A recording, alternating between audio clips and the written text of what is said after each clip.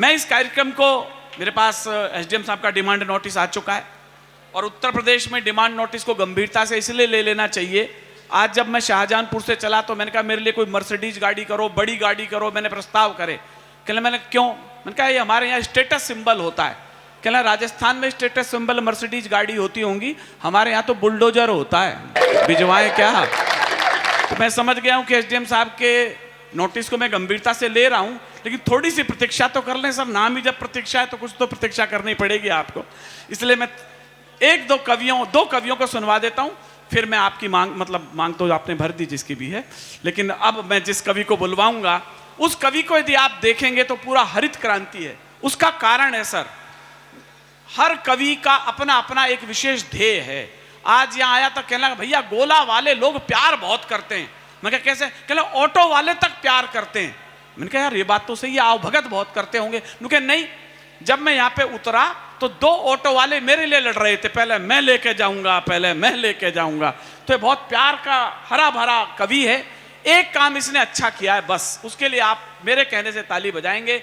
ये जहां कानपुर से जिस कॉलोनी में से आया है वहां इसने एक वृक्षारोपण के लिए एक संस्था बना रखी है, उसमें पूरी कॉलोनी को हरा भरा करने के लिए इसका बड़ा योगदान है। मैं चाहता हूं ये विशेष कार्य जो इसने किया है आप उसके लिए तालियां बजा सकते हैं। बस उसी कारण इसका ये हरा भरा मामला है।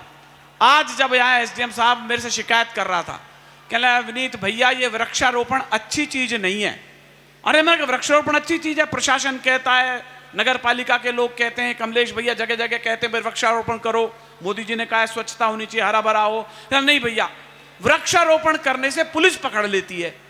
मैंने कहा यार वृक्षारोपण करने से पुलिस कैसे पकड़ लेती है? अब अगली बात जो इसने कही केवल वो ताली बजाएंगे जिसके समझ में आए, वरना चुप रहना, पड़ोसी से पूछना। मैंने कहा यार वृक्षारोपण में पुलिस कैसे पकड़ लेती है? कहना भाई साहब शाम तक कोतवाली में थानेदार साहब को मैं भी यही समझाता रहा, गांजे का पेड़ भी तो पेड़ ही होता है भाई साहब। वे अद्भुत आदमी हैं, हास्य व्यंग का अच्छा कवि है। नेताजी लपेटे में आप इसे आप देखते रहे, लाफ्टर शो के अंदर भी कई बार आया है। आज हमारे आमंत्रण पर यहां है, मैं उसे बुलाऊं इससे बेहतर है आपकी तालियां बुलाएं। हेमंत पांडे कानपुर से हमारे लिए। माँ सरस्वती को प्रणाम करता हूँ जी। आदरणीय कमलेश जी की महनी उपस्थिति में आपको प्रणाम करता हूँ। हमारे चेयरमैन, आपके चेयरमैन, लोकप्रिय चेयरमैन आदरणीय विजय शुक्ला जी बैठे हुए हैं, मैं आपको प्रणाम करता हूँ। मैं राजनीतिक कोई टिप्पणी नहीं करूँगा, एसडीएम साहब भी बैठे हैं, मैं आपको प्रणाम करता हूँ सर। सबसे ज़्यादा मुश्किल इस समय आप लोगों को है, SIR फॉर्म भरते समय लव मैरिज जो लड़कियों ने शादी करी उनसे आप बहुत परेशान हैं। अच्छा इन्होंने स्वयं करी है, हमें नहीं मालूम था। एक बार ताली हमारे एसडीएम साहब के लिए बजा दीजिए, कितने अच्छे लग रहे हैं। नहीं, लव मैरिज वालों से सर इसलिए ये परेशान है, नई नवेली दुल्हन से पूछते हैं कि माता पिता का नाम बताओ, अब वो लव मैरिज करके आती है, वो तो कहती हमारी तो बोलचाल बंद है। ये इस समय आपको दिक्कत आती है। कमलेश जी बैठे हैं सर, मैं लपेटे में नेताजी में आता हूं, सारे नेताओं को लपेटता हूं, कसम खा के कह रहा हूं, भाजपा को छोड़ के। मैं भाजपा के किसी नेता को एसडीएम साहब कभी नहीं लपेटता हूं। उसके 2 कारण हैं। पहला कारण यह है कि मैं कानपुर का हूं, दूसरा कारण यह है कि मैं कार से चलता हूं। हमारे कानपुर वाले की कार जिस दिन पलटी थी उस दिन से हमने सोच लिया इनको कभी नहीं लपेटेंगे। नहीं ये भाजपाई हमको कब लपेट दे भाई साहब, इनका कोई भरोसा नहीं है। हाँ, मैं 15-20 मिनट लपेटे में नेताजी में आता हूं। एक बार एक सपाई की भाजपाई से हो गई लड़ाई, तो भाजपाई ने सपाई से पूछा क्या है तुम्हारे पास? तो उसने कहा हमारे यहाँ कई नेता विशेष हैं, फतेहपुर से नरेश हैं, जिनका नाम ले रहा हूं सारे सांसद हैं।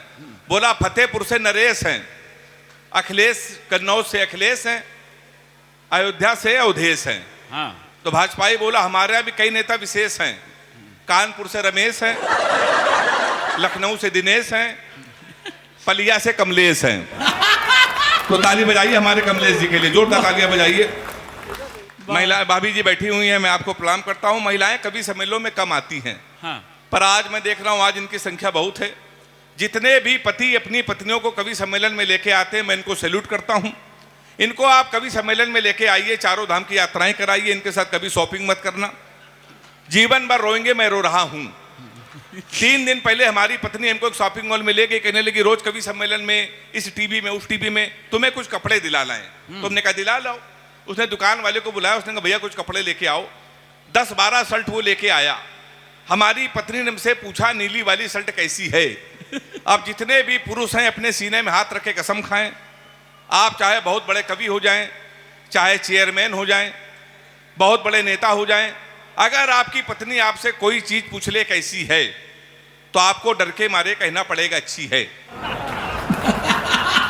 नहीं, आपको हाँ में हाँ मिलानी पड़ेगी। हमसे कहने लगी नीली वाली शर्ट कैसी है, हमने कहा नीली वाली अच्छी है। कहने लगी 2 ले ले, हमने कहा 2 ले लो। कहने लगी 2 ज्यादा हो जाएगी, हमने कहा 2 ज्यादा हो जाएगी। बोली आगे काम आएगी, हमने कहा आगे काम आएगी। बोली लाल वाली खिलेगी, हमने कहा लाल वाली खिलेगी। काली वाली का कोई जवाब नहीं, हमने कहा काली वाली का कोई जवाब नहीं है। पीली वाली पहन लोगे तो हीरो लगोगे, हमने कहा पीली वाली पहनेंगे तो हीरो लगेंगे। हरी वाली सबसे अच्छी, हमने हरी वाली सबसे अच्छी है। नहीं छोड़ो लाल वाली ले लेते, हमने कहा लाल वाली ले लेते हैं। कहे नहीं नहीं खिलेगी तो हरी वाली ही, हमने कहा हरी वाली खिलेगी। बोली ले ले, हमने कहा ले लो। उसने कहा भैया हरी वाली शर्ट पसंद है, पैक कर दो। हरी वाली शर्ट पैक करा के आए। पहली धुलाई में हरी वाली ने कलर छोड़ दिया। अब वो बेलन लेके हमारे पास आई, कहने लगी मैं 3 घंटे से कह रही थी लाल वाली ले लो। देखिए पाजी कितने खुश हो रहे हैं। तो सर दुनिया में कोई भी ऐसा पति नहीं है जिसने अपनी पत्नियों से कभी झूठ ना बोला हो। कोई ऐसा पति नहीं, कभी कभी झूठ बोलना पड़ता है। गोला वालों में आपको बता दूं, राजा हरिश्चंद्र ही ऐसे थे जिन्होंने अपनी पत्नी से कभी झूठ नहीं बोला। अच्छा, क्योंकि उनकी पत्नी ने 3 बातें कभी नहीं पूछी। वाह। मैं कैसी लग रही हूं, फोन किसका था, कहां से आ रहे हो। अगर आपसे भी नहीं पूछी जाएंगी तो आप भी नहीं झूठ बोलोगे। तो मैं तो सर कानपुर का सीधा साधा कवि हूं। दुनिया में आप कहीं भी चले जाइए, भैया इसका इको बिल्कुल बंद कर दो। दुनिया में आप कहीं चले जाइए, हमारे आप कानपुर आएंगे तो आपको लगेगा इतने विचित्र लोग केवल कानपुर में ही रहते हैं। कभी आप बनारस जाइए, रेलवे स्टेशन पर उतरिए, वहां लिखा रहता है बनारस। आहा क्या पहले से आप ताली बजा रहे हैं। आप वहां उतरिए तो लिखा रहता है बनारस का पान आपका स्वागत करता है। कभी आप आगरा जाइए, वहां उतरिए, वहां लिखा रहता है आगरा का पेठा आपका स्वागत करता है। हमारे कानपुर आइए, रेलवे स्टेशन पर उतरिए, वहां लिखा रहता है रूपानी चप्पल आपका स्वागत करता है। मैं उसी कानपुर से आया हूं भाई साहब। मैं तो अभी कमलेश भैया लाफ्टर की शूटिंग कर रहा था सोनी चैनल में मुंबई में। मैं वहां से लौट कर आया, एयरपोर्ट पर उतरा तो मेरी घड़ी खराब। मैंने जीवन का सबसे बड़ा पाप यह किया कि कानपुर वाले से टाइम पूछ लिया। हमने कहा भैया टाइम क्या हो रहा है, तो हमसे कहने लगा ऐसा गुरु तुरंत यहां से निकल लो, टाइम बहुत खराब है। हमारे मुंह बिल्कुल में लगना नहीं तो तुम्हारा टाइम भी खराब हो जाएगा। तो हमने कहा भाई टाइम ना बता दो, ये बता दो तेरा मूड क्यों खराब है। उसका जवाब सुनना, गोला वालों हाथ उठा के ताली बजाना। हमने कहा तुम्हारा मूड क्यों खराब है। उसने कहा भाई साहब एक लड़की से कल हमने इतना कहा कि बड़ी कमजोर है कुछ खाया कर, वो हमारा 50,000 रुपए खा गई। तुम साले हमारे मुंह लगे हुए हो, हमारे मुंह बिल्कुल में लगना बहुत भरे बैठे हैं। तो हमने कहा ऐसा क्या हुआ। कहने हुआ कुछ नहीं भाई साहब, हमारे यहाँ नगर पालिका का चुनाव चल रहा है, उसको मिल गई है पार्षद की टिकट। पूरे शहर में होल्डिंग लगी है, युवा दिलों की धड़कन पुष्पा पाल। तुम हमसे टाइम पूछ रहे हो। लोग तो नारा लगा रहे हैं मोहर मारो तान के पुष्पा को पहचान के। कल एक लड़का कान में नारा लगा रहा, इस बार फिर हाथ उठा के ताली बजाना, लैया बड़ी करारी है पुष्पा पाल हमारी है। हाँ बहुत बढ़िया सर। हमारा उत्तर प्रदेश तो सर हमारे साथ अक्सर होता रहता है। हम लोग देखिए उत्तर प्रदेश के लोग हैं। मैं तो आदरणीय अध्यक्ष जी के स्कूल में पढ़ाता हूं कानपुर में। हास्य कवि अगर टीचर हो जाए तो बच्चे का भविष्य आप समझ सकते हैं। हमने अपने स्कूल के एक बच्चे से पूछा, हमने कहा बेटा ये बताओ 1 किलो रुई और 1 किलो लोहा दोनों में भारी क्या होगा। उसने कहा मास्टर साहब लोहा भारी होगा। मैंने कहा बेवकूफ, मैं जो तुमसे कह रहा हूं कि 1 किलो रुई 1 किलो लोहा, जब दोनों 1 किलो है, रुई भी 1 किलो है, लोहा भी 1 किलो, तो लोहा कैसे भारी होगा। जवाब सुनिएगा। उसने कहा मास्टर साहब आप हमको 1 किलो रुई फेंक के मारिए, हम आपको लोहा फेंक के मारते हैं, आप जान जाएंगे क्या भारी होगा। हमने दूसरा क्वेश्चन पूछा, हमने कहा हिंदुस्तान में सबसे तेज उड़ने वाले पंछी का क्या नाम है। उसने जवाब दिया हाथी। हमने खड़े हो जाओ तुम्हारे बाप क्या करते हैं। उसने कहा योगी जी के बुलडोजर चलाते हैं। हमने कहा बैठ जाओ, हाथी सही जवाब। तो भाई साहब मास्टर भी बड़ा होशियार होता है। तो आप समझ गए होंगे मैं उसी कानपुर से आया हूं। 2 कवित्रियां आई हैं, ये गोला को बिगाड़ने की कोशिश करेंगी, प्यार मोहब्बत की बातें करेंगी। मुझसे बिल्कुल आशा मत रखिए। सर अभी बता रहे थे कि गोला अपने आप में बड़ा प्रसिद्ध है, यहाँ के लोग बड़े समझदार हैं। कमलेश भैया मैं कई बार आया हूँ, वेद जी का मैं रुकता हूँ, हमारे अभिभावक हैं, बड़े भाई, हमारे पेट में दर्द हुआ, हमने कहा भाई साहब किसी डॉक्टर को बता दो, तो गोला के एक डॉक्टर के पास भेज दिया। हम डॉक्टर के पास गए, हमने कहा डॉक्टर साहब फीस कितनी लेते हैं? अब गोला का डॉक्टर कहने लगा पांडे पहले दिन कोई आता है तो 300 रुपए, अगले दिन बिल्कुल फ्री।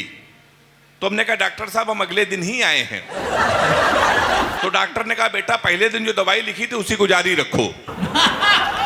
ये हमारा गोला का दिमाग है। अच्छे सर हमारे पेट में दर्द हुआ, हम चेयरमैन के साहब के पास गए तो उन्होंने फिर एक डॉक्टर के पास भेज दिया। 4-5 दवाई डॉक्टर साहब ने लिखी। हमने कहा डॉक्टर साहब जो 4 दवाई लिखी है, 3 दवाई तो मिल रही है, चौथी वाली दवाई क्यों नहीं मिल रही? डॉक्टर गोला का कहने लगा पांडे चौथी वाली दवाई नहीं थी, हमारे पिन की रिफिल खत्म हो गई थी, हम चला के देख रहे थे चलेगी कि नहीं चलेगी। तो हमने कहा डॉक्टर साहब तुम्हारे चक्कर में पूरे गोला का परिक्रमा हो गया। अब यहाँ के मेडिकल स्टोर वाले और बड़े वाले, एक कहने लगा पांडे आज ये दवा खत्म हो तो कल मंगा दें, एक कहने लगा कहो तो इसका सब्स्टिट्यूट दे दें, जो तीसरे वाले ने कहा अगर गोला वाला ही कह सकता तो हाथ उठा के ताली का हंगामा करना। तीसरे वाले ने कहा पांडे कोरोना की दवा है, कोरोना दोबारा आएगा तब दवा हम मंगा देंगे। बहुत बढ़िया भाई साहब, ये सर हमारा गोला। वाह, हमारे बड़े भाई जो आशीष भैया है उनका भी आशीर्वाद मुझे लगातार मिलता रहता है। सर ये 2 कवित्रियां आई हैं, ये प्यार मोहब्बत की बातें करेंगी, मुझसे बिल्कुल आशा मत रखिए। मैंने प्यार कभी नहीं किया है कमलेश जी, जब आपकी सरकार नहीं थी तब हम प्यार करते थे। अच्छा हाँ, तब 15 प्रेमिकाएं मेरी थी। अच्छा, जब योगी जी की सरकार नहीं थी तब, जिस दिन ही योगी जी सीएम बने हमने सबसे राखी बंधवा लिया। क्योंकि उत्तर प्रदेश में आधार कार्ड देख देख के लट्ठे चलाए जा रहे हैं। तो हमसे वेद दादा ने कहा कि दूर क्यों रहे, तो मैंने 4 लाइन सुना, अगर मजा आ जाए तो तालियों का महोत्सव करना कि एक फूल तुझे देने के लिए सस्ते में ले लिया, देखे ना कोई इसलिए बस्ते में ले लिया, फूल तुझे देने को निकले थे जाने मन, पर बजरंग दल वालों ने उसे रास्ते में ले लिया। तो मैं भाई साहब बहुत दूर था प्यार मोहब्बत से, सही बता रहा हूं आपको पाजी, तमाम कारण है। किसी लड़की को गौर से देख लो तो कहेंगी देखो कैसे कुत्ते की तरह देख रहा है, ना देखो तो कहेंगी कुत्ता देख भी नहीं रहा है। हाँ, इस पे तो हमारे क्षेत्रीय अध्यक्ष भी ताली बजा रहे हैं। तो भाई साहब मैं बहुत दूर रहता हूं। सर आप इन लड़कियों से कोई भी क्वेश्चन पूछ लो, इतना उटपटांग जवाब देती हैं। हमने एक लड़की से पूछा, हमने कहा तुम्हारा फेवरेट कलर क्या है?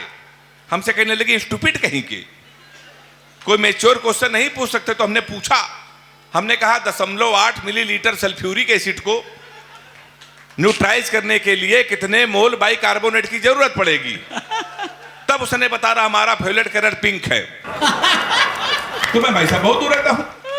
ये तो खंजन के बगल में बैठा, हमसे कह रहे हेमंत भाई नाम में कुछ नहीं रखा, नाम में कुछ नहीं रखा। ये बिल्कुल सर सही कह रहे थे, नाम में कुछ नहीं रखा है।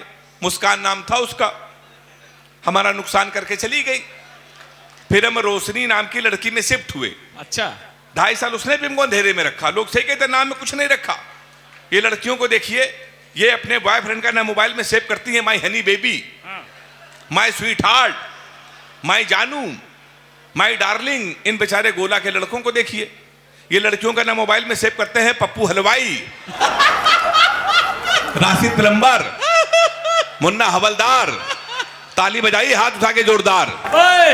वाह, क्या बढ़िया सुन रहे हैं आप। और पाजी हमारी हालत तो ये है कि एक एक प्रेमिका को बांट कर ले गए, जो नहीं माना उसे डांट कर ले गए, जिस पेड़ पे बांधा था मोहब्बत का धागा नगर निगम वाले उसे भी काट कर ले गए। वाह, मैं सर बहुत दूर रहता हूं।